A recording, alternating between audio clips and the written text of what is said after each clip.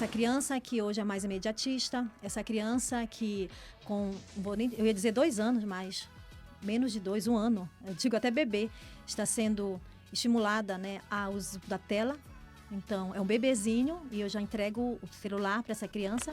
Os pais acham que dentro dos quartos, dentro da casa, os seus filhos estão seguros, porque eles não estão na rua, porque eles não estão com pessoas que eles desconhecem. E aí os pais se enganam. Pura verdade. Né? Pura eles verdade. se enganam porque eles não estão seguros. Eles não estão seguros. A gente até escuta, né, é melhor que meu filho, pelo menos meu filho tá aqui dentro de casa. Ele não tá aí tendo essas amizades do lado de fora, não tá indo pra ter essas amizades ruins. Ele tá aqui em casa e tá debaixo dos meus olhos. Não tá. Hoje não tá. Com o digital, não mesmo. E a gente... se os pais não educam, alguém está educando. Eu vejo assim como uma necessidade. Eu vejo como uma necessidade, porque a criança, ela aprende por imitação e repetição. Então, consequentemente, elas vão imitar aquilo que elas estão vendo os pais fazerem. Por isso que o Samuel quer usar o seu paletó, fazer as mesmas coisas que você faz, porque isso faz parte da criança, né? Do ser que a criança é. Não, eu preciso gastar mais tempo com meu filho, mas a minha rotina tá apertada, a minha vida tá o caos. Como é que a gente lida com isso com relação a essa questão dos pais?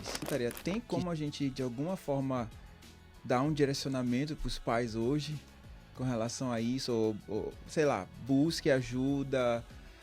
Eu não sei, porque é delicado. Até o momento que eu vou convencer esse pai que, na verdade, ele tá passando por uma situação que tá ali espelhando no seu filho, como é que a gente lida com isso?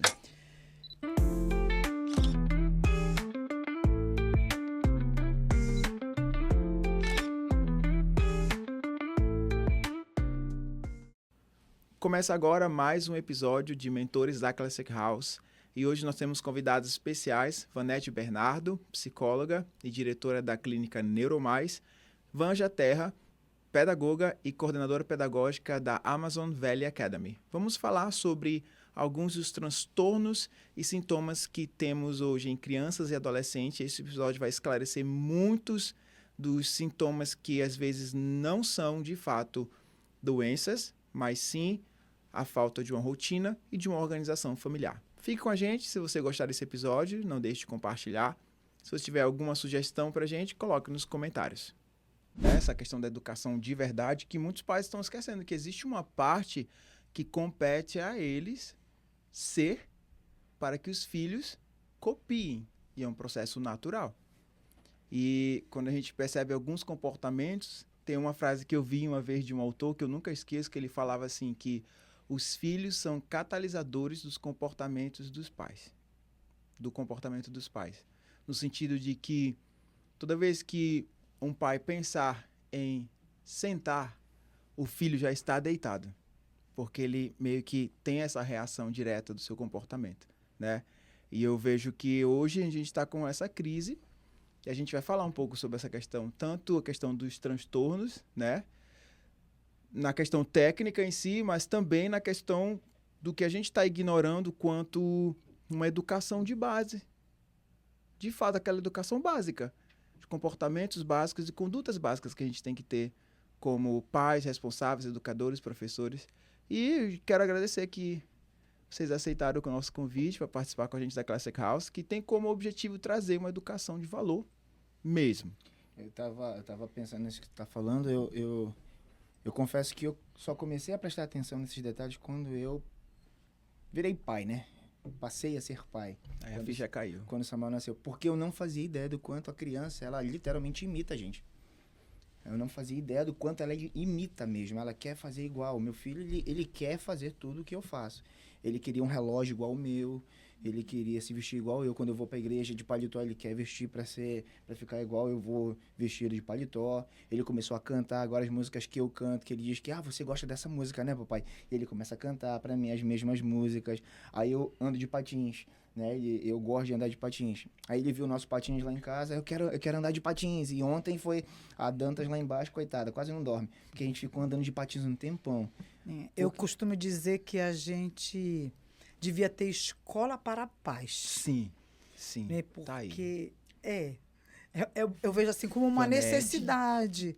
Eu vejo como uma necessidade, porque a criança, ela aprende por imitação e repetição. Uhum. Então, consequentemente, elas vão imitar aquilo que elas estão vendo os pais fazerem. Por isso que o Samuel quer usar o seu paletó, fazer as mesmas coisas que você faz, porque isso faz parte da criança, né? Do ser que a criança é. E se prestasse atenção nisso, né? Se fosse bem prestar atenção, a gente vai conversar com certeza sobre esse ponto. A gente vai ver que alguns destes pequenos desvios ou problemas que a gente encontra é por causa também da imitação, né?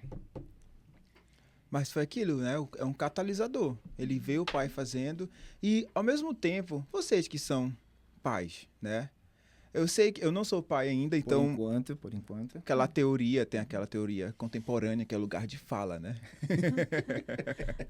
Não sou fã, mas assim, só pontuando essa questão, às vezes também não se torna uma questão emocional, assim, de você não querer admitir que você não está tendo tempo de educar, não está tendo tempo de gastar energia com aquilo ali, e até mesmo de ignorar o fato de que não, eu preciso gastar mais tempo com meu filho, mas a minha rotina está apertada, a minha vida tá o caos. Como é que a gente lida com isso com relação a essa questão dos pais que estão com a vida cheia de afazeres e não conseguem, de fato, ter esse momento, ou não só ter um momento, falando de se perceber, né? De saber que não, eu preciso cuidar desse comportamento que eu tenho da minha vida. Como é que a gente percebe isso, vocês que são pais aqui? Eu acho que vai muito falando também na questão dos modelos, né? Nós trabalhamos dentro da psicologia desses modelos. Eu preciso de um modelo para minha criança fazer aquilo que é correto. Então, às vezes, ela tem dificuldade de entender. E aí, eu preciso trabalhar esse modelo. Então, assim, a vida ela é feita de escolhas, né? Então, você escolheu ser pai. Você escolheu ser mãe. E aí? Né? E o que fazer agora a partir dessa escolha? Todos nós temos umas demandas demais, né? São muitas demandas.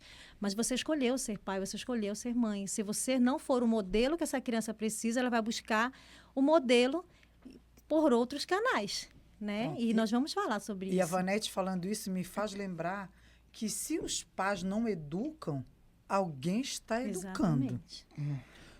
Quem está educando? Mas aí não cai agora numa questão de uma educação que deveria acontecer em casa, está caindo na responsabilidade da escola, quando a escola é responsável por outro tipo de formação?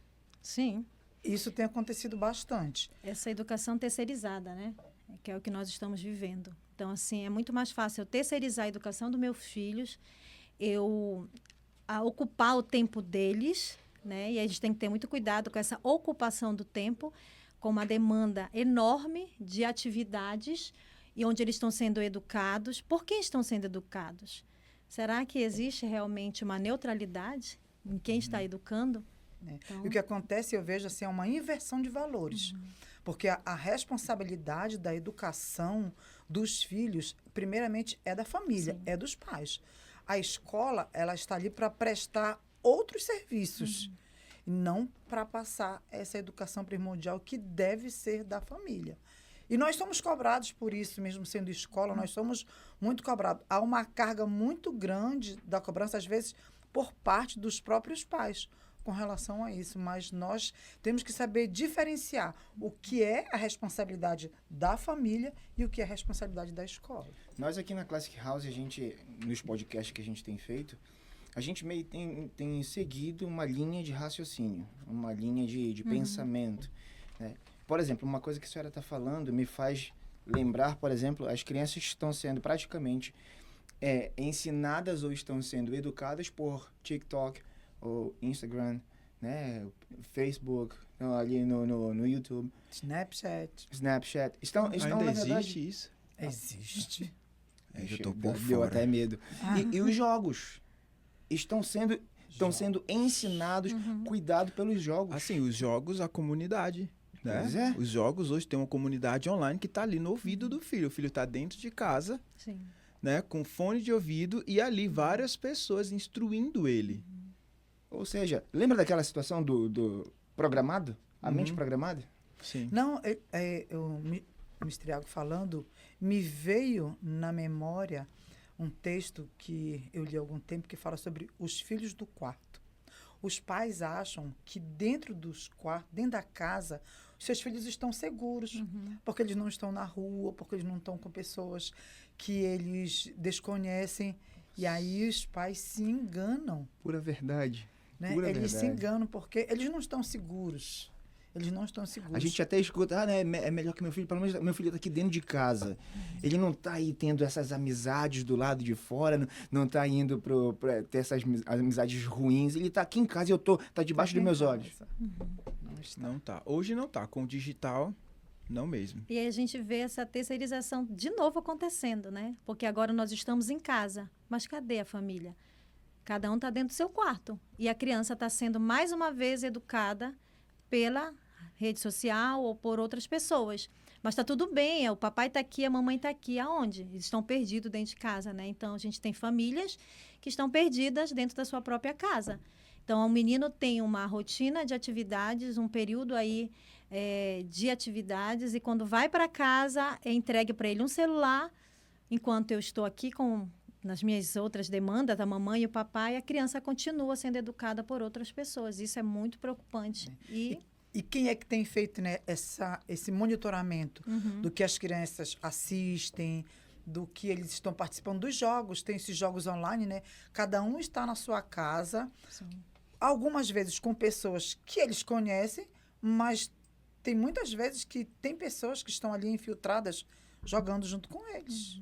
A gente sabe isso é notório, isso nós temos aí estatísticas, nós temos vários relatos que falam sobre isso, e isso nos preocupa. A gente vê que existe uma preocupação de alguns governos de regularizarem a internet, né? Só que tem muita gente que até acha isso bom, porque vai regularizar a internet lá, principalmente para a criança, né? Porque vai conseguir definir para a criança o que ela tem que fazer. Eu vejo como uma outra terceirização. O pai não querendo ter a responsabilidade dele estar presente, dizendo para a criança o que ela deve fazer. E uma distorção, né? Porque ele abre mão da própria liberdade para que um governo externo à sua responsabilidade familiar tome decisões a respeito do que ele deveria fazer em casa. Aí vem aquela ideia de que a criança, ela sabe o que fazer. Ela precisa ter o espaço para que ela mesma venha aprender de acordo com o que ela tem potencial, o que ela sabe, e deixa de ter a situação do mentor, do professor que direciona e diz o que deve ser feito, o pai, a mãe, enquanto mentores dentro de casa, direcionando a escolha. Eu estava falando com o pessoal lá na igreja, pregando ontem na igreja, e eu estava dizendo isso para o povo. Gente, a gente não pode esquecer que criança não sabe o que quer. Não tem maturidade, né? Os adultos não são eles. Mas aí, o que está sendo passado? Você é responsável pelas suas escolhas, mas eu não tenho maturidade para isso. Né? Então, esses papéis eles estão se perdendo. E é realmente muito preocupante. Eu quero até fazer essa pergunta para a senhora. Com relação a isso, por exemplo, criança não sabe o que quer. Como é que a gente encontra isso? O que que você encontra dentro da clínica? Os pais, esses pais, me perdoe se eu estiver usando alguma expressão forte demais, mas que são extremamente permissivos. E que não dizem e não ensinam. Como é que você vê isso? Tem sido algo que nós estamos recebendo dentro da clínica, né, lá na Neuromais, diariamente. Né? Chega para a gente essas demandas. Mas o que nós percebemos? Os pais, em alguns momentos, estão perdidos em relação a essa educação.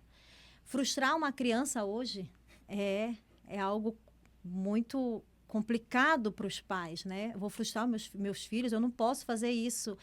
Então, a criança ela vai se desenvolvendo, né, se formando a partir dessa postura dos pais. Então, meu pai não pode ser frustrado, eu vou bater o meu pé porque eu sei que eu vou ser atendido, né? Então, assim, a própria impaciência. A gente vê o imediatismo, né? Muito mais evidente hoje na postura da família. Eu não gosto do termo família desestruturada, porque toda família tem uma estrutura, né? Toda família tem uma estrutura. eu gosto de usar mais o termo funcional, né? E disfuncional. Então, nós vemos muitas famílias que têm essa postura disfuncional dentro de casa e que reflete no comportamento disfuncional do filho. Então, a criança hoje não pode ser frustrada, eu preciso do meu celular, nós vínhamos conversando da agora, eu tenho 10 anos de idade, eu preciso de um celular, porque os meus colegas todos têm celular. E aí, como é que eu faço? E o pai se ver, eu não posso frustrar meu filho, ele precisa ter um celular, porque também vão comparar. Por que todo mundo tem um celular e o meu filho não tem um celular? O meu filho vai se sentir com baixa autoestima, vai se sentir menosprezado pelos colegas. Vai se sentir inferior. Exato. Porque então, não tem um celular. Isso. Então, eu vou comprar o celular para o meu filho, só que aí esquece que essa criança não tem maturidade. E aí nós vamos desenvolvendo uma criança, um adolescente, um adulto imediatista que não sabe lidar com as suas frustrações e que adoecem, né? Então, a gente tem recebido muito os pais, às vezes, sem conseguir ter um manejo adequado em relação à formação dos seus filhos. Os próprios pais estão perdidos. Então, a gente busca trabalhar essa orientação parental, orientar os nossos pais em relação a esse manejo com essa criança, porque senão a escola faz a sua parte, a clínica faz a sua parte, e aí? E o papai e a mamãe estão perdidos, então eles precisam também ser orientados. Mas é muito disso também, né? Essa questão de não frustrar o meu filho, ou do comparativo, né? Eu não quero que meu filho se sinta inferior do colega que tem o celular, o que tem os jogos da hora, né? Que está ali com os outros colegas. Então, a gente vê isso se perdendo e, infelizmente, desenvolvendo aí adolescentes adoecidos, personalidades completamente, de certa forma, disfuncionais. Essa frustração, Vanja, com relação ao comportamento que vem dos pais, né? A gente já sabe, a Vanete falou como isso afeta a criança. Eu te perguntaria, tem como a gente, de alguma forma, dar um direcionamento para os pais hoje com relação a isso, ou, sei lá, busque ajuda? Eu não sei, porque é delicado. Até o momento que eu vou convencer esse pai que, na verdade, ele está passando por uma situação que está ali espelhando no seu filho, como é que a gente lida com isso? Bem, eu já trabalho na área de educação já tem mais de 30 anos, sempre na área de coordenação. Trabalhei um tempo como professora e trabalhei muito na coordenação, até hoje. Então, a gente recebe muito a família na escola, nas escolas por onde eu passei. E a gente ouve muito essa demanda dos pais. Alguns até perguntam, eu não sei o que fazer, como eu faço? Como eu devo agir com o meu filho? E nós costumamos dar algumas orientações. Uma coisa assim que eu costumo falar para os pais, eu digo assim, teu filho tem rotina? Deixa eu anotar aqui, é um assunto. Teu filho tem rotina? Por exemplo, quando ele chega da escola, o que é que ele faz? Sim. Quais são as atividades que ele tem para fazer? O que é que ele desenvolve? E, não, ele não faz nada. Alguns, não, ele chega em casa, eles vão brincar. Ou então, às vezes, pode dizer assim, eu não sei, porque eu não estou em casa. Eu estou trabalhando. Eu preciso trabalhar, porque eu tenho custos e sou eu que preciso ajudar. Então, é muito complicado, porque nós temos crianças com... Elas são diferentes, nós não somos iguais. O ser humano, ele nunca é igual ao outro. Né? Então, é muito difícil, às vezes, os pais entenderem, porque às vezes tem mais de um filho. Cada filho é de um jeito, reage de uma maneira. Às vezes, até quando o pai quer conversar ou dar uma instrução, o outro faz diferente. Mas eu sempre digo para os pais, digo, vocês são os mentores dos filhos de vocês. Esse papel, essa função é sua ou é seu. É você que tem que caminhar, é você que tem que dizer. Porque o filho, dependendo da idade dele, ele não tem que escolher o que é que ele vai fazer. E isso acontece muito assim, de hoje as coisas inverterem. É o filho que diz para o pai o que ele quer. Uma vez eu recebi uma família na escola e eu estava conversando, explicando como era. E depois eu levei para conhecer o nosso espaço ali na AVA. E depois, no final, a mãe disse assim, o meu filho é que vai decidir se ele quer estudar aqui ou não. O meu filho é que quer decidir se ele vai querer estudar aqui nessa escola. Então, toda a responsabilidade que eu sempre vi na mão dos pais estava ali na minha frente, na mão de uma criança de 7 anos de idade. Uau, Então, eu pensei que você ia falar, sei lá, uns 15, adolescente. 16. Eu também esperava. Isso me deixou, assim, muito preocupante, né? Onde é que nós vamos chegar com os filhos decidindo o que eles podem, o que eles devem fazer? Eu tava tomando café com a minha esposa no sábado de manhã, acredito. Sábado e foi domingo de manhã. A gente tomando café, aí 2 situações. Primeira, estava lá um casal com seu filho. Os 2 com celular. E o filho, pelo menos o filho estava andando, né? E aí teve uma hora que o pai disse, senta aqui um pouco. E deu o celular para ele e ficou. E não conversavam. Aí quando o filho se levantou de novo, ele pegou o celular e colocou. E aí, enquanto estavam tomando café, a mãe ali deixou o celular, o filho aqui tomando café, e ele tomando café, olhando o celular. Cadê a comunicação? Aí a segunda, numa casa vizinha, aí a mãe perguntando pro filho, você quer tomar banho? Exatamente. Eu fiquei sinceramente assim, não entendi. Eu até falei para ela, aproveitei que o pessoal ali não falava inglês, eu espero, e eu comecei a conversar com ela, perguntando se o filho quer tomar banho. Meu Deus do céu. Se você dá a opção, né? Você dá a opção. E hoje nós vemos muito isso na criação. Você quer comer o quê? Você quer usar o quê? Então, assim, você dá a opção para a criança. E a criança, hoje, ela se vê realmente, eu sou o rei e a rainha dessa casa. Então, você dar essa opção, não quer dizer que tem alguma situação, a gente não possa negociar com os nossos filhos. Eu acho que também ser radical demais é complicado, né? Mas você dando a opção. Então, alimentar-se não dá para negociar o alimentar, não dá para negociar a sua higiene bucal, não dá para negociar o banho. É uma obrigação, você precisa tomar o seu banho. Então, vamos tomar banho. Então, isso nós acompanhamos diariamente. Eu fiz até esse exemplo lá numa conversa que eu tive, eu dei esse exemplo. Imagina só, aí você diz que a criança sabe escolher, porque hoje a questão moderna é a criança precisa escolher as coisas que ela quer. Então, ela sabe escolher. Aí vai colocar feijão, arroz e carne e coloca esquilhos. O que a criança vai escolher? Com certeza. O esquilho, com certeza. Mas ela não sabe escolher. Ela vai, então, preferir dar algo que seja ruim para a criança, que a gente sabe que o esquilho não vai dar... Qual é o valor nutritivo? A criança saúde não entende, nenhuma. Né? E como é que eu posso imaginar que a criança sabe escolher? Sim. É uma coisa que...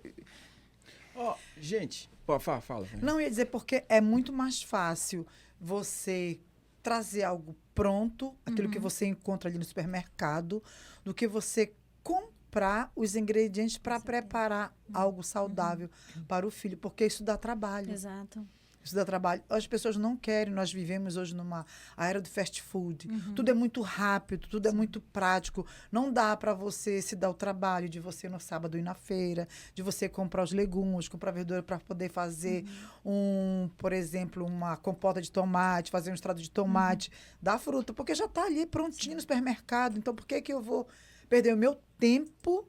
Porque hoje as pessoas vivem sem tempo, mas a palavra de Deus diz que há tempo para tudo. Então, só que muitas pessoas não entendem dessa forma. A professora Vanja, para aqueles que não sabem, ela tem condições de ir para a escola de Uber. Ela poderia fazer o que ela quisesse, mas ela vai a pé. E isso é uma das coisas que, sinceramente... Longe, viu? Não, isso é uma das coisas que eu gostaria... Meu Deus. Eu quero literalmente parabenizar. Ela é um exemplo. Porque numa era de modernidade, onde a facilidade é o que mais Tá aqui, né? Tá tudo emociona aqui, a gente quer as coisas fáceis. A professora Vanja prefere ir a pé, porque é saúde. A gente tem carro hoje moderno que a gente nem precisa mais dirigir. A gente vai lá, dá o comando de voz e o carro Basta leva. falar, né? Ele liga. Ele liga e vai. Mas a gente não quer mais fazer as coisas que dão trabalho. E o que é saudável, aquilo que se tem resultado, dá trabalho. Tem um pouco de trabalho. Sim. O ser humano precisa disso. Nós fomos criados para trabalhar, para gerar, para pensar e executar gastando energia que não está sendo gasta hoje. Eu e tô a minha vendo pergunta... que eu tô empolgado demais, não tô te deixando falar, né? Não, Desculpa. não, tranquilo, relaxa. Me dá mais tempo para pensar. Aí eu vou... Cada episódio desse eu vou aprendendo. Eu tenho várias anotações aqui para falar. Quando terminar essa temporada, eu já sou outra pessoa. Olha, Verdade. A minha pergunta agora vai ser o seguinte. A gente falou de rotina, a gente falou de frustração, falamos sobre não entender, né, o temperamento, a personalidade da criança. Cada criança é de um jeito diferente. Falamos sobre todo esse caos.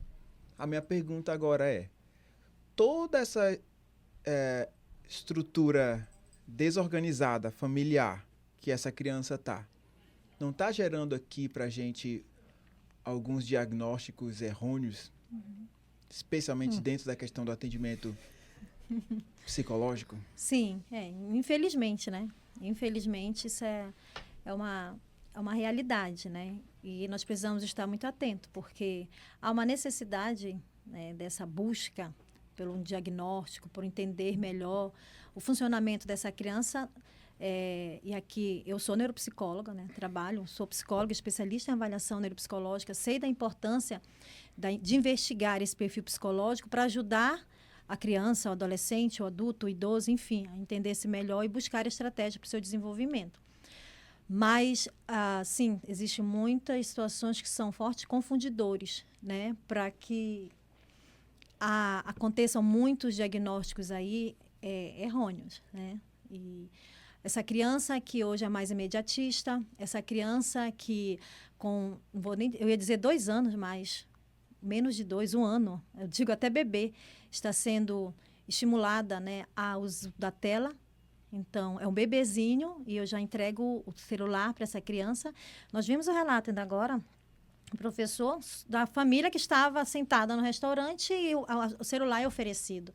Então, não há uma comunicação, então essa criança não desenvolve a oralidade que precisa desenvolver. A gente percebe os atrasos de desenvolvimento em relação à fala.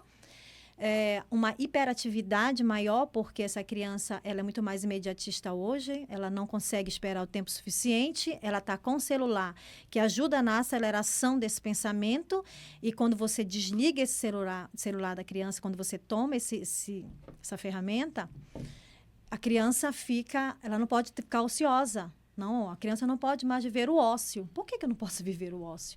Né? Então, e a gente vê quantos diagnósticos estão sendo aí impressos, vamos dizer assim, entregues à família, porque eu acredito numa neuropsicologia, sim, que é responsável, uma neuropsicologia que busca entender esse funcionamento, que entende das funções executivas, do sistema nervoso central, enfim.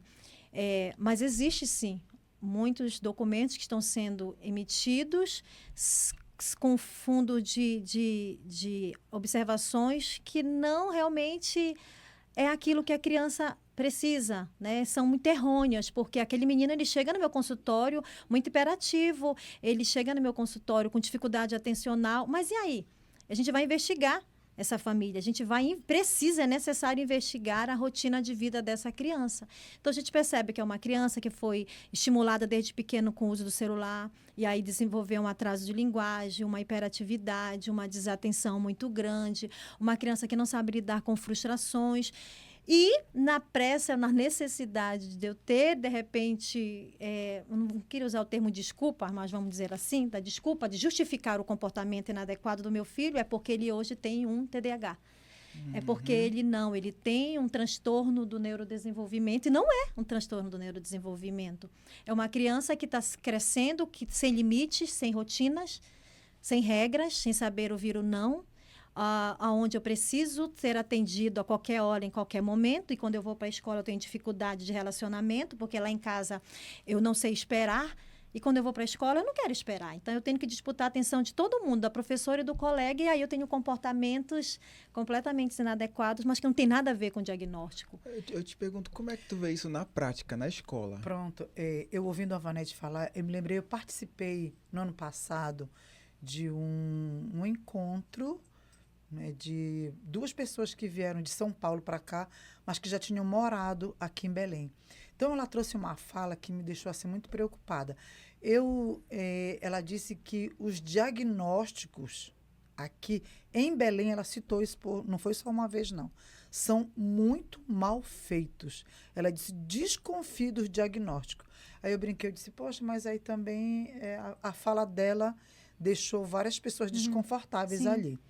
E eu entendo que realmente hoje a gente vê um crescimento de crianças com diagnósticos comprovados, com autismo, com TDAH. Isso é notório. Mas também já chegou em minhas mãos assim, diagnóstico de um determinado local onde só mudava o nome da criança. Eita. E aí você vai ler aquilo, eu digo, não, mas isso aqui não é possível. Tipo copia e cola? Tipo copia e cola. Eu mudei o nome do menino e eu disse, como assim? Né? Peguei os 2 documentos, fiquei comparando. Então, isso nos preocupa. Isso nos preocupa. Mas você precisa, na verdade, ter alguém assim de confiança, como hoje eu vou puxar aqui a sardinha para minha colega Vanete, que é uma pessoa que a gente encontrou aí nesse caminho na área de educação e que eu tenho gostado muito da maneira como ela tem trabalhado. Por exemplo, eu me sinto segura em receber um diagnóstico vindo da clínica dela. Né? E isso me deixa assim com uma certeza. Agora, tem uma outra parte. A gente chama a família, diz, olha, é bom que vocês investiguem. A gente pede que o pai leve aquela criança para ser investigada. E quando você recebe um diagnóstico, ali está dizendo que a criança tem todos os testes que foram feitos. No finalzinho, vem lá as orientações para a escola e para a família. Então, depois que você está ciente daquele diagnóstico, aí você vai procurar. Então, a Vanete está trabalhando conosco. Olha, eu preciso que você nos ajude nessas áreas aqui. Mas lá no finalzinho tem a área da família. Aí você entra em contato com o pai, com a mãe, com o responsável. E eu geralmente faço assim. Eu gostaria que, por gentileza, vocês nos enviassem o relatório, né, das atividades, das terapias que as crianças têm feito. Ah, ele não tem feito. Ah, eu não levei. Ah, eu não... Então, aquele diagnóstico que foi feito vai ficar engavetado. Você não vai ter ali um retorno, você não vai ter um desenvolvimento melhor da criança porque você descobriu, mas você não fez nada e precisa ser feito. Com certeza. Na verdade, o processo de avaliação ele é só o começo. Né? Um diagnóstico, ele não é para ser engavetado. Ele é só o começo. Então, assim... Mas isso não prova, Vanete, que de fato esses pais, não sei se eu posso usar essa palavra, não acreditam nesse suporte da psicologia? Porque eu vejo isso acontecendo, é com muita frequência, é quase como que se eles ignorassem aquilo ali, ou seria outro motivo deles estarem ignorando esse diagnóstico. Porque existe ali uma condição. Eu já li vários dos teus, sempre tem lá uma recomendação. Na verdade, são várias recomendações que você coloca. E eles não fazem. Por que não fazem? Onde é que você consegue identificar assim? Não, eles não fazem. Talvez a gente pode começar a identificar o problema por aqui. É por isso que é muito importante a clínica andar em parceria sempre com a escola. Esse trabalho ele é multi. Essa avaliação neuropsicológica, ela não termina com a avaliação neuropsicológica. Ela precisa ir com o médico, né? O médico é o responsável por fechar esse diagnóstico. Né? Não é o neuropsicólogo. Não que a psicologia não possa trabalhar com diagnóstico, mas é assim que funciona e ainda bem que é assim que funciona. Né? Então, quanto mais pessoas envolvidas nesse processo, melhor é, né, para esse paciente. Então, o diagnóstico, ele é só... Eu sempre trabalho com a hipótese, né? Eu coloco nos meus laudos hipótese diagnóstica, porque ele vai passar por outros profissionais, seja de fono, seja de terapia ocupacional, seja com o próprio psiquiatra infantil, que é importante que isso aconteça, né? Então... nesse sentido. Então, o que é? Às vezes, eu quero justificar o comportamento do meu filho. Eu tenho agora uma hipótese diagnóstica ou um diagnóstico e está tudo bem. Agora, eu não preciso de mais nada. Toma, Vanja, te vira, vamos dizer assim. E nós sabemos que a avaliação ela é só o início. Eu preciso das intervenções. Se não houver uma intervenção, o desenvolvimento dessa criança não vai acontecer. A escola ela não vai dar conta, porque a escola não é clínica. A escola, o objetivo maior da escola é a aprendizagem. Né? Claro que nós temos que ter o cuidado, sim, de ter esse olhar atento, como a AVA tem, né? Os professores de lá têm, em relação aos comportamentos, porque a escola sinaliza. Né, são os nossos maiores parceiros, porque estão atentos e vão sinalizar: opa, essa criança aqui está precisando de uma avaliação. Pai, nós já fizemos tudo o que precisava ser feito, mas agora a família precisa buscar uma intervenção mais específica. Né? Então, assim, eu não vou buscar a intervenção que eu preciso. E a criança não tem desenvolvimento, continua com dificuldade atencional, continua com dificuldade de aprendizagem. Então, por quê?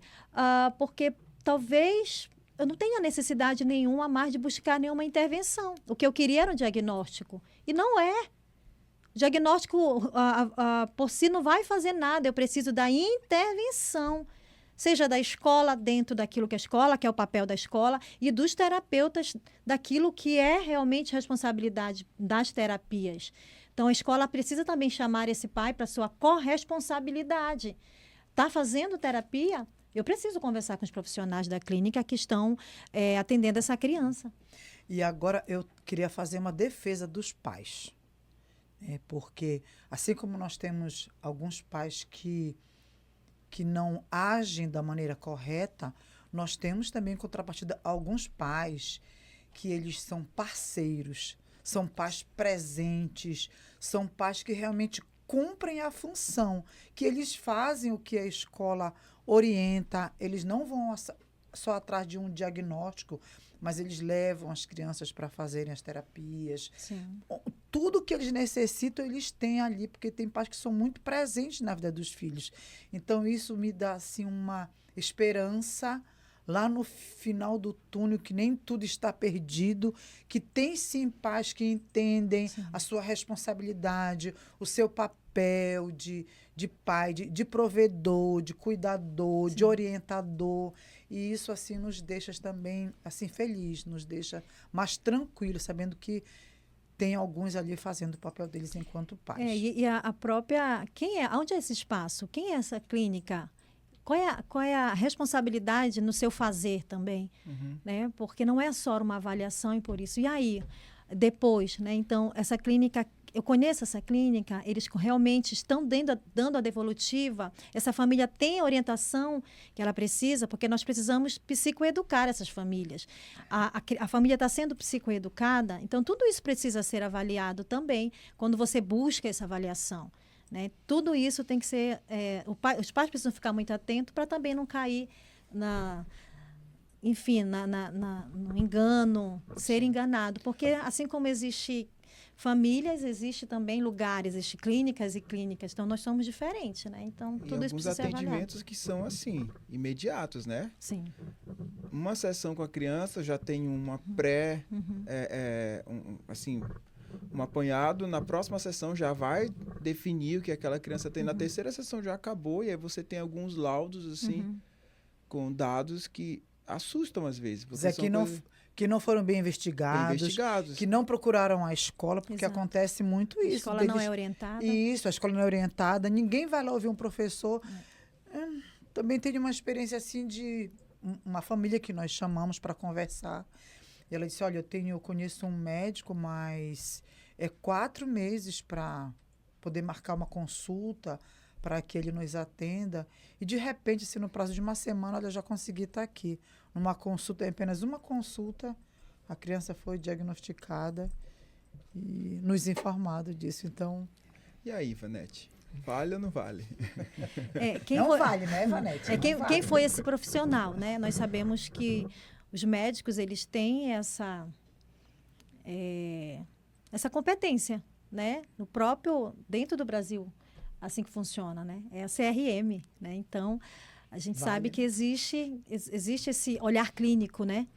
Porque os testes, eles não são soberanos.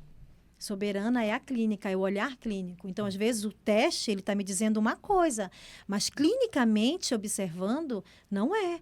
Então, a família chega com uma queixa de um autismo, de um TDAH dentro da sua queixa, só que clinicamente eu observo que eles me responderam uma escala e que realmente parece que mas quando eu vou olhar clinicamente, não não fecha. Critério diagnóstico. Então, essa clínica ela é soberana. Né? Então, a gente tem que ter muito cuidado nesse sentido também de quem é esse profissional. Dentro da neuropsicologia, eu não posso atender um paciente no meu primeiro atendimento, já trazer uma hipótese diagnóstica. Isso não pode, né? Então, se pode ou não pode? Não, isso não pode, isso não existe, né? Lá no CRM é diferente, mas dentro do CRP a gente precisa ter cuidado, né? Então, a gente trabalha com sessões, com escalas, questionários, inventários, a gente investiga a escola, a gente investiga a família, nós vamos atrás de pessoas que já acompanharam essas crianças, colegas, vizinhos, amigos, que possam me descrever esse comportamento, esse perfil psicológico. E ainda assim, eu peço para que a família busque depois um médico para estar fechando ou não esse diagnóstico. Então, neuropsicologia, negativo. Isso não pode. Um dos pontos principais que a gente toca na questão da Classic House é a questão do ensino. Porque olha os pontos que a gente pôde conversar aqui. Falta de ordem, falta de rotina, falta de limites. Isso tudo que quando a gente para observar as escolas hoje em dia, elas estão com falta de ordem, falta de disciplina, falta de limites. Quando a gente traz à tona a questão da educação clássica na Classic House, é o fato de que na educação clássica a gente trabalha essa questão dos limites. A gente trabalha a questão da disciplina. Foi-se perdido a questão da disciplina. Foi-se perdido a questão do respeito, da autoridade, do ver o meu professor como alguém que tem autoridade, de ver o médico como alguém que realmente tem autoridade. Uhum. A gente vê hoje em dia pais que eles querem ser a autoridade por causa do Google. Uhum. Porque eles fizeram uma pesquisa no Google e viram que ali o diagnóstico é daquele jeito e eles simplesmente se veem como médicos, quando poderiam parar para pelo menos ter um pouquinho do trabalho que nós estávamos falando aqui. Para ter coisas boas, dá trabalho. Uhum. Né? Então, se eles tivessem um pouquinho de paciência e pesquisar clínicas que valem a pena, né? Escolas que valem a pena, poderia com certeza minimizar boa parte dos danos ou das dificuldades que esses alunos, essas crianças encontram dentro dessas escolas. Exatamente. Eu enquanto psicóloga, eu não posso chegar dentro da escola e dizer para a escola o que ela precisa fazer, porque a escola tem autonomia para isso. Os gestores são eles, o dono do shopping são eles. Então, não é o psicólogo que vai chegar dentro da escola direcionando qual é a conduta que o professor precisa ter nas suas intervenções pedagógicas.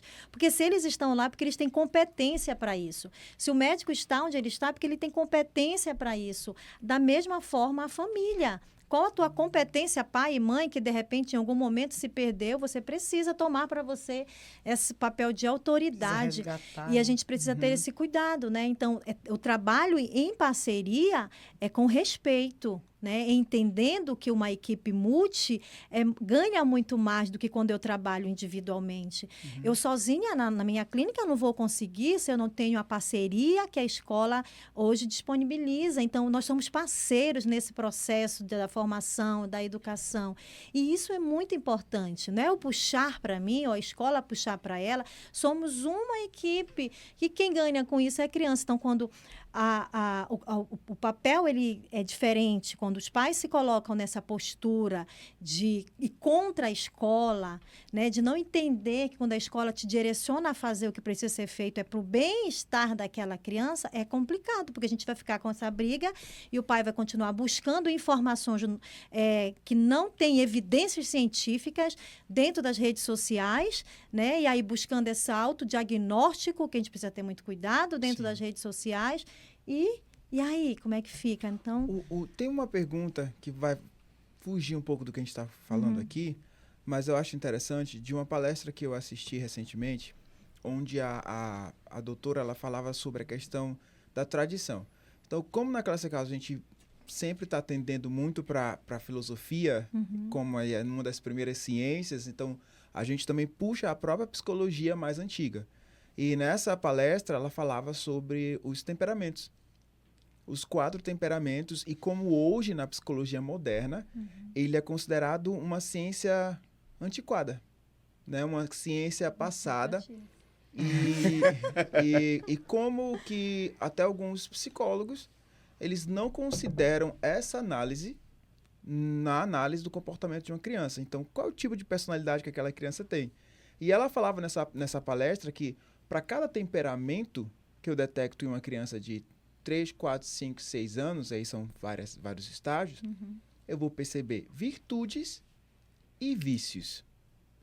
Então, como fica isso nesse momento, quando a gente está lidando com a criança nessa fase e a gente começa a detectar essas virtudes e esses vícios? Como a gente acompanha esses casos? Bem, a gente não pode descartar aquilo que foi estudado, aquilo que foi pesquisado, aquilo que foi trazido para nós. Né? Eu sempre lia, gosto, e eu me descobri enquanto sanguínea e colérica perfeitamente, isso é muito claro para mim. Né? Eu disse assim, não, então eu sou isso aqui, porque a gente começa a se observar. Né? Por que eu faço isso? O que é que me leva a ter essa atitude? O que é que me leva a agir dessa forma? Então, eu me vi nesses conceitos. Então, eu acredito que a gente não pode deixar isso descartado, porque hoje tem outros estudos. Tudo bem, pode ser diferente daquilo que foi repassado para nós, mas a gente não pode, de maneira nenhuma, descartar. Pelo menos é assim que eu penso. E não esquecer também, existe um marco do desenvolvimento, né? Então, às vezes, vai se perdendo também com esses estudos. Não, mas é porque eu vou justificar, porque o meu perfil é assim. Mas nós temos que trabalhar. Sim. Né? Nós precisamos desenvolver habilidades sociais, que independente de eu ser sanguínea ou não, eu preciso entender que em alguns comportamentos, em alguns lugares, eu vou precisar me comportar de forma adequada. Né? Então, esse autoconhecimento, ele é importante. Ele é importantíssimo. Mas eu preciso ter conhecimento. Não adianta eu ter autoconhecimento e não ter conhecimento desse perfil que eu me identifico. Um dos nossos professores de filosofia, ele trabalha muito esses fundamentos com os alunos. Então, hoje, os nossos alunos, eles fazem a própria avaliação. Porque a gente ensina essa questão da tradição para eles. Vocês vão aprender o que é cada um e vocês vão começar a se observar, se avaliar e chegar à conclusão. Esse é o meu temperamento. E automaticamente você vai saber quais são os seus vícios e como tratar. Então, tem alguns alunos que chegam para a gente, tem muito deles depois da aula. Mas e aí, professor, qual é o meu temperamento? Não vou lhe falar. Leva tempo para você definir isso. Você quer saber agora, depois de uma aula? Não. E aí eles ficam, né, naquele processo. E com o tempo, tem alguns alunos que até perguntam assim, o que eu posso melhorar e tal? E a gente nunca fala. Até porque a gente quer que eles passem por esse processo de autoavaliação. E aí, quando chega lá na frente, recentemente um deles veio e a gente fala, seu comportamento, você faz isso, porque dependendo aqui do seu temperamento, você tem que tratar tal área, tem que acompanhar isso. E é uma ciência muito básica. Eu não estou aqui dizendo que a psicologia moderna não vale. Não, eu acredito nela, né? Não é à toa que nós estamos aqui falando sobre esse assunto. Mas que existem alguns fundamentos que são trabalháveis dentro de um ambiente familiar, até da parte dos pais, os pais observarem isso, né? Uma coisa que a gente conversava sobre o Samuel, né? O que você observa no Samuel? Ele cutucou, eu quero até puxar um pouco, porque assim, tem vezes que os próprios pais, imaginam que a criança, por exemplo, é elétrica demais. Porque ele pode ser um hiperativo. Quando, na verdade, eu poderia ver no temperamento dele que, na verdade, ele é praticamente um líder. Eu tenho um aluno que ele ficava muito agitado. Só que quando eu comecei a ver o comportamento dele, e eu não sou da área, eu não estou tentando puxar a sardinha dizendo que eu sei o que é, mas eu pude ver que, na verdade, a criança é um verdadeiro líder. Ele, na verdade, é porque ele pensa tão rápido e pensa tão à frente das coisas que estão acontecendo, que ele meio que está sentindo já o que é na frente. E aí ele começa a ficar meio agitado. E aí eu comecei a colocá-lo como a função de um líder. Potencializar, né? A potencializar isso nele. E fazer ele pensar, olha, você precisa pensar como um líder. Você precisa olhar como um líder. E você até tem mesmo que proteger. A correção, né? A correção é diferente. Vem já trazendo isso. Você como líder, seu comportamento está de acordo com uma pessoa que tem esse perfil de líder? Eu falo para ele, você percebeu que seus colegas, eles acabam fazendo o que você faz? Se você continuar se comportando desse jeito, os seus colegas vão se comportar do mesmo jeito, e aí a gente vai ter uma sala completamente bagunçada, porque, na verdade, você está influenciando seus colegas, e ele começou a ficar mais quieto. Eu pegava, assim, o livro dele, era todo riscado. O início do ano era todo riscado. Hoje ele já faz diferente. E por causa dele fazendo diferente, nós temos outros alunos que sentam perto dele e passaram a fazer diferente do mesmo jeito. E essa fala voltou agora a nossa conversa inicial, né? Desses papéis estarem se perdendo e dessa criança, ela é fruto do meio em que vive. Então, ele é líder. Esse pai precisa ser líder, né? Porque quando você trabalha com essa criança e potencializa essa liderança que ele tem, ele vai crescer acreditando que ele é líder. Dentro de casa, papai e mamãe precisam entender que nós somos líderes, porque nossos filhos, eles estão ali se desenvolvendo de acordo com o ambiente. Eu sou fruto do meio em que vivo, não adianta. Né? Então, se eu tenho um pai que está atento às minhas necessidades, se eu tenho uma mãe que respeita, sim, a minha privacidade, mas que também vai investigar, porque existe essa privacidade que precisa ser olhada também com muito cuidado. Né? Então, assim, o que você me falou agora me voltou muito ao que nós conversamos no início. Então, essa liderança, ela precisa ser importante porque eu estou, de certa forma, educando. Eu educo o tempo todo. A minha postura, ela educa ou ela vai deseducar? Então, esse é o nosso papel enquanto pais, enquanto escola, enquanto terapeutas, enfim, de educar. O tempo todo nós estamos educando. Crianças sem rotina, sem silêncio e sem rituais apresentam comportamentos instáveis. Não por doença, mas por ausência de forma, de uma estrutura. E como a família pode melhorar nesse aspecto, Vanja? Carga genética, né, que eles trazem dos pais, sim. O ambiente, né, em que eles estão vivendo ali e também as experiências vividas. Tudo isso forma um indivíduo. Então, é preciso ter esse olhar para essa criança e saber conduzir.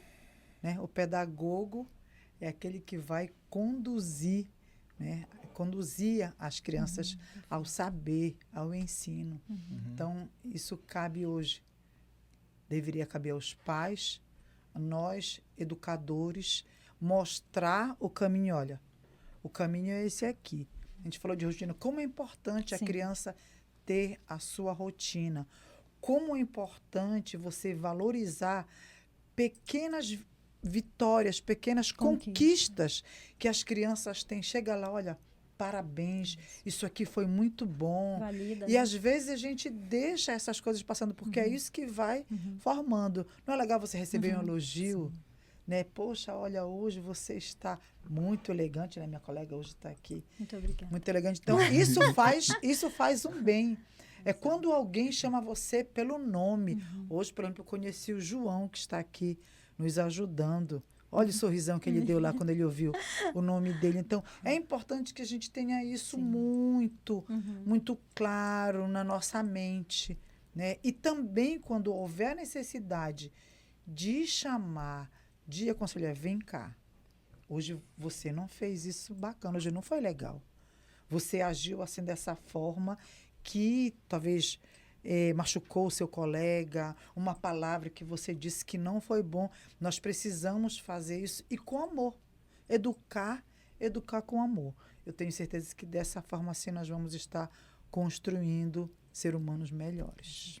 Fala um pouco sobre quais serviços hoje a gente tem disponível na Neuromais, né? Isso. Então, hoje a clínica ela oferece serviço de psicopedagogia, fono, né? Nós temos uma equipe aí maravilhosa, terapia ocupacional, musicoterapia, psicologia, avaliação neuropsicológica, grupo de habilidades sociais, acho que se eu esqueci, mas podem entrar em contato que a gente dá um retorno, né? Então, assim, nós procuramos ter uma equipe completa, justamente pensando nessa logística dos pais, nas dificuldades, em tentar fazer com que o pai, ao chegar no espaço, ele encontre uma solução completa, né? Então, hoje nós oferecemos uma gama de terapias para atender melhor os nossos pacientes, né?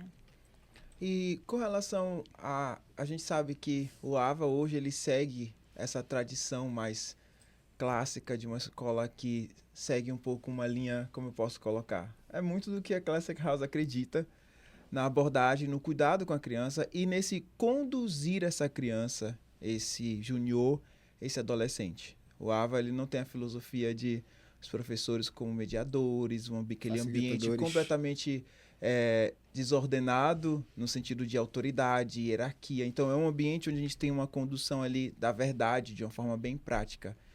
Fala pra gente um pouco desse ambiente do AVA. É uma escola como poucas, eu diria, hoje, a nossa escola.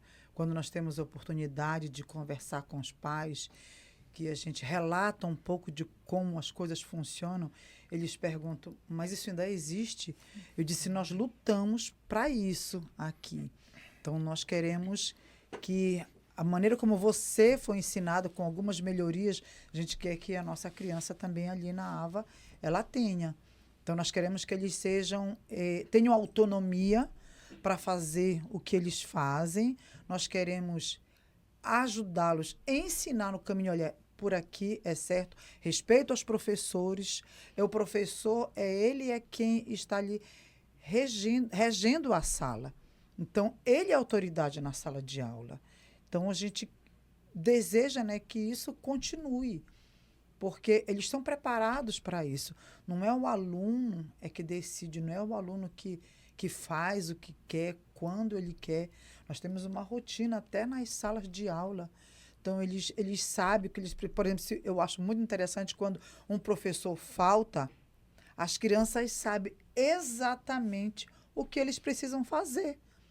Não me serra, tá aqui, primeiro vai ser isso, depois é isso, depois... Você fica impressionado, você só precisa estar lá, porque nós também temos todo o cuidado de não deixar as crianças em nenhum ambiente sozinhos, mas eles conseguem. Então, eu vejo assim que o ensino que a gente está levando para eles estão alcançando os nossos objetivos, que sejam pessoas que realmente sejam cidadãos que vão fazer diferença no ambiente que eles estão, ali na escola, na casa, com as pessoas com que eles convivem, num ambiente de igreja, se alguns vão na igreja, num ambiente ali da sua vizinhança. Nós queremos que eles sejam aquele sal que vão dar um sabor. Mas a gente olha, por exemplo, que a educação contemporânea diz que a criança precisa ser autônoma, né? Mas quando a gente entra numa sala de aula de uma criança autônoma segundo a visão moderna, as crianças não sabem o que fazer. Não são. E aí a gente está vendo a senhora falar sobre uma educação que dentro da escola é feita de forma clássica, né? Todo aquele negócio que não querem que as escolas tenham, mas a criança literalmente sabe o que fazer. Eles aprendem, eles gostam. Outro dia chegou uma mãe, foi deixar a criança na escola, ele saiu do carro e passou sozinho. Eu disse, sua mochila está no carro, minha mãe vai trazer. Eu digo, não, querido, por gentileza, volte e vá buscar sua mochila. Porque ele tem condições de carregar a mochila dele, de levar. Então, porque alguém precisa fazer aquilo que ele mesmo pode fazer. Num caso parecido com esse, uma vez eu acompanhei uma professora, a colega nossa, e eu lembro do responsável, estava no início ali do ano letivo, então alguns pais vão trazendo as caixas, né, dos alunos, as mochilas, e eu lembro do pai passar isso para a professora, tá aqui. Aí ela falou, sim, você pode colocar para sua filha. Não, é para você. Ela, não, a sua filha vai levar. E eu percebi que o pai ficou um pouco confuso, né? E aí ele ficou ali esperando. E aí, na hora que bateu a campa, A professora pegou aquela caixa enorme, pegou a mochila da criança, puxou aquela trava, colocou a caixa, mostrou para ela, você vai segurar a caixa aqui e você vai para sua sala. E eu estou aqui atrás de você, se cair eu vou te ajudar. E o pai ficou olhando assim, assustado. Ia lá, passou aquela criança do primeiro ano, com a professora acompanhando atrás. E é incrível porque eu vejo crianças nessa faixa etária do primeiro ano do fundamental, né, que não tem uma coordenação motora, não sabe uma autonomia, não sabem se portar, não sabem. E os nossos do primeiro ano, eles saem na hora do almoço, pegam um prato de louça, um garfo e faca deste tamanho, e vão comer. Entram numa fila, conversam como se fossem assim mini adultos e ficam conversando ali, chega o seu momento, pega a sua comida na hora do almoço, depois sentam e comem, conversam e riem, depois pega o seu prato, limpa, organiza. E aí eu lhe pergunto, será que a gente não precisa voltar para essa tradição? Porque ela já deu certo há muitos anos, né? São centenas de anos, mais de 1000 anos. E são pequenos detalhes, né? São pequenas ações que vão formando o todo. Né? Às vezes a gente tem muita pressa em querer que as coisas aconteçam, mas a gente precisa, é devagar. E depois, no final do ano, você vê o resultado daquilo que foi plantado paulatinamente ali com eles. Muito obrigado, Vanete, Bernardo. Muito obrigado, Vanja, Terra. Muito bom receber vocês aqui. Eu espero que os pais que estejam assistindo a gente tenham tido aí um pouquinho de luz e colocar em prática muito daquilo que a gente já sabe que a gente tem que fazer. É só um alerta. Quem quiser mais informação sobre a Vanete Bernardo, entre no perfil dela que vai aparecer aqui no vídeo e na descrição. E da Vanja Terra também, quem quiser mais informações sobre o trabalho dela e também sobre a Amazon Valley Academy, também entre no perfil dela que vai estar na descrição e sigam todos os nossos perfis. David Costa, muito obrigado por mais um episódio. Eu sou Iago Queiroz e encontro vocês no próximo episódio do Mentores da Classic House. Até a próxima.